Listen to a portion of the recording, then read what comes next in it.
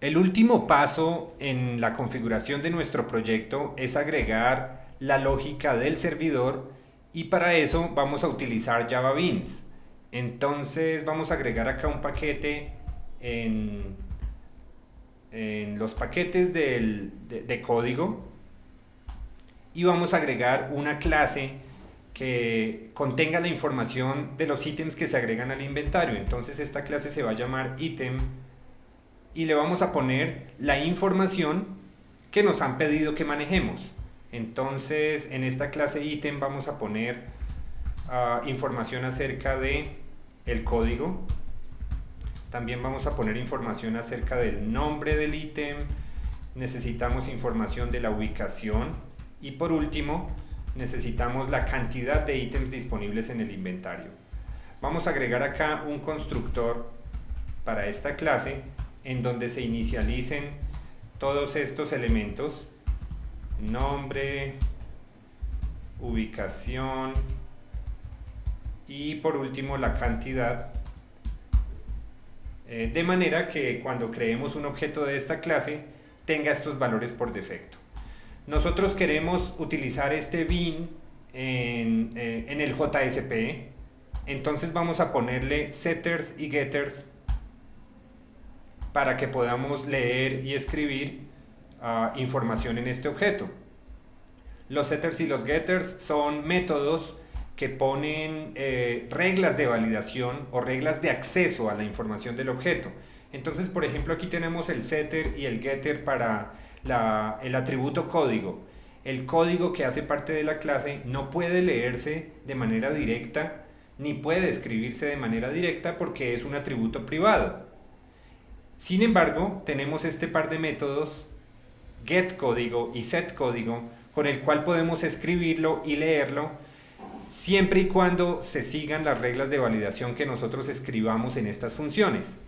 Para este ejemplo particular, no tenemos reglas de validación específicas para ninguno de estos campos, excepto para la cantidad. Solamente para poner un ejemplo, vamos a controlar que la cantidad sea mayor que 0. Si la cantidad es mayor que 0, entonces sobreescribimos el atributo del objeto this, que en este caso es el objeto que estamos tratando de configurar. Si existieran otras reglas de validación, como por ejemplo para poner ubicaciones en el inventario que solamente tienen que ser ciertos estantes, esas las podemos agregar en estos métodos porque le ponen reglas del negocio a la información que encapsulamos en la clase ítem. Vamos a agregar otra clase que se va a llamar inventario. El propósito de esta clase es poder mantener múltiples ítems simultáneamente y para ello vamos a utilizar un objeto de tipo ArrayList en donde los elementos que se encuentran adentro son de tipo ítem y este objeto es, o vamos a llamarlo ítems. En esta clase, esta es la información principal, una colección de ítems, es lo que nosotros vamos a modelar acá. Vamos a agregar un constructor en donde se inicialice ese objeto ítems y vamos a agregar algunos métodos adicionales que nos van a ser útiles más adelante. Por ejemplo, vamos a poner un método que me devuelva la lista actual de ítems que se encuentran almacenados en el inventario y la vamos a llamar getItems. Y lo que retorna son simplemente los ítems que hemos almacenado en el inventario. Y otro último método nos va a servir para agregar un nuevo elemento en la lista, en el inventario. Requerimos que nos den un elemento de tipo ítem, de manera que lo podamos agregar a la lista si el ítem no es nulo.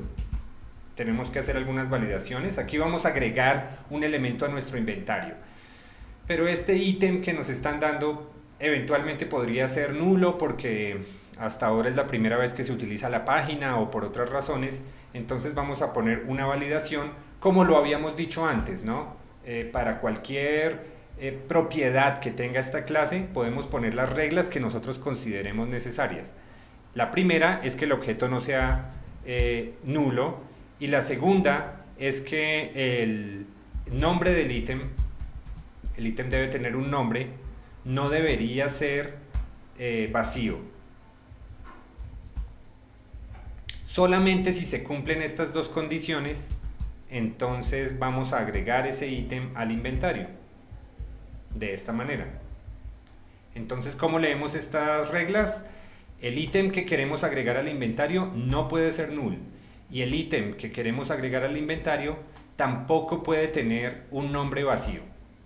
Podríamos poner más reglas si es necesario, pero con estas vamos a tratar de completar la funcionalidad de la aplicación.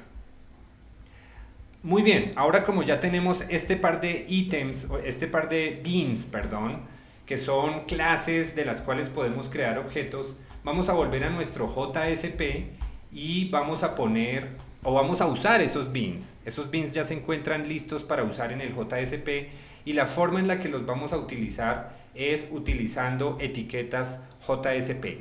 En cada momento en este formulario vamos a necesitar un objeto de tipo ítem. Entonces vamos a configurarlo aquí. La clase, tenemos un paquete que se llama beans, y dentro de beans una clase que se llama ítem, y vamos a ponerle un identificador que se llame ítem, por ejemplo. Y con esto tenemos declarado el primer objeto de tipo ítem, que se llama ítem. ¿Listo? Ahora vamos a crear el otro elemento que nos interesa a nosotros utilizar, que es un inventario como tal. Entonces, para este caso tenemos un paquete beans en donde declaramos una clase inventario, y le vamos a poner un identificador que se llame inventario. Y una cosa importante con el inventario como tal es que definamos por cuánto tiempo va a estar vivo, es decir, le definamos el scope. En este caso, como queremos que este objeto se mantenga vivo independientemente del usuario, es decir, pueda que haga una sesión, otra sesión, incluso múltiples usuarios, le vamos a definir que el scope, es decir, el tiempo en el que permanece vivo este objeto que se llama inventario, es mientras la aplicación esté viva. Mientras mantengamos la aplicación arriba en el servidor, este objeto va a existir, y es independiente de la sesión, es decir, de quien la use. Listo, hay otra cosa que queremos que suceda, y es que le vamos a poner los properties a el ítem. Entonces tenemos un objeto ítem que ya declaramos aquí arriba, y si el usuario ya envió el formulario, entonces vamos a ponerle todas las propiedades que el usuario haya enviado utilizando esta etiqueta. Esta etiqueta se encarga de emparejar cada uno de los campos del formulario con una propiedad particular del bean según su nombre. Si los nombres corresponden con alguna propiedad, esta etiqueta lo encuentra y se lo pone.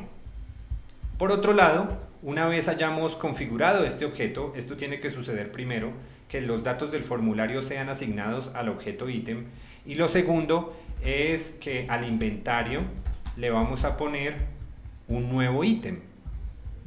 Al inventario le vamos a poner una nueva propiedad que se llama nuevo ítem.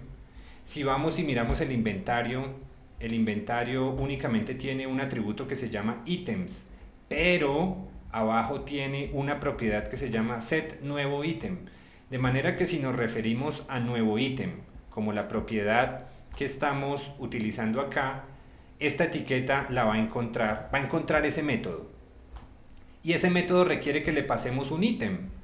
Entonces acá le vamos a poner un valor que expresamos con esta característica de JSP para indicarle que este es el objeto o la variable que ya se encontraba de hecho aquí declarada, la cual tiene que ser pasada al parámetro o a la función nuevo ítem para que le llegue acá a esta clase y lo agreguemos al inventario. Entonces estos cuatro son básicamente los elementos que nosotros necesitamos para configurar los objetos o usar los objetos de manera que almacenemos la información que el usuario envía al servidor. Ahora que la está guardando, ¿cómo la visualizamos? Resulta que aquí abajo tenemos una tabla que es el historial, y en esa tabla queremos imprimir todos los elementos que vayan apareciendo o que se vayan enviando hacia el servidor. Entonces, para eso vamos a utilizar acá una nueva etiqueta que se llama C for each. La vamos a poner acá justo antes de la fila que se encuentra vacía, y la vamos a cerrar justo después de la fila que se encuentra vacía.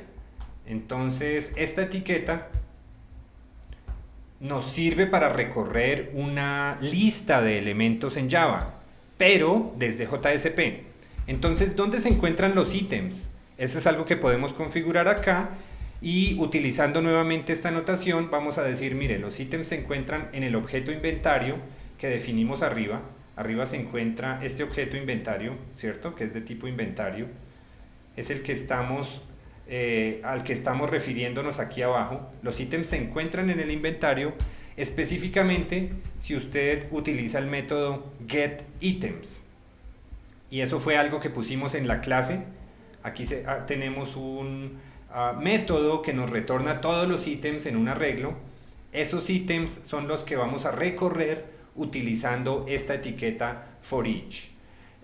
Además, le vamos a decir, mire, la variable de recorrido, es decir, cada uno de los ítems dentro de este ciclo, porque esta etiqueta la podemos leer como si fuera un ciclo. Esta etiqueta, ese elemento se llama ITM, lo vamos a llamar ITM en este caso. Entonces, para cada uno de los ITMs, según el inventario, esos ítems son de tipo ítem, y como son de tipo ítem, vamos y miramos la estructura de ítem. Tienen 4 propiedades que están encapsuladas y que tienen sus setters y sus getters, ¿cierto? Set código, get nombre. Entonces lo que vamos a hacer acá en el index es que para cada una de esas celdas vamos a llenar las celdas con información de esta manera. Vamos a ponerle un valor. Esta etiqueta sirve para imprimir cout, y le vamos a poner el valor. ¿Qué valor queremos que vaya de primeras? Tiene que coincidir con el encabezado, y el encabezado dice que de primeras va el código. Entonces vamos a llamar el objeto ITM, que es uno de los elementos de la lista, y vamos a llamar su método getCódigo. Lo mismo vamos a hacer con las otras, cout value, y definimos ITM punto para ir llamando cada uno de los elementos, de los atributos o propiedades que tiene este objeto. Y el que va de segundas es getNombre, el que va de terceras es getUbicación, y el último es getCantidad. Entonces, con estos 4 completamos el recorrido y la impresión del historial. Nuevamente, esta etiqueta está recorriendo todos los elementos de este objeto en este arreglo. Cada uno de esos elementos lo estamos llamando ITM, y a cada uno de esos ITMs le estamos consultando una propiedad particular, porque sabemos que son de tipo ítem.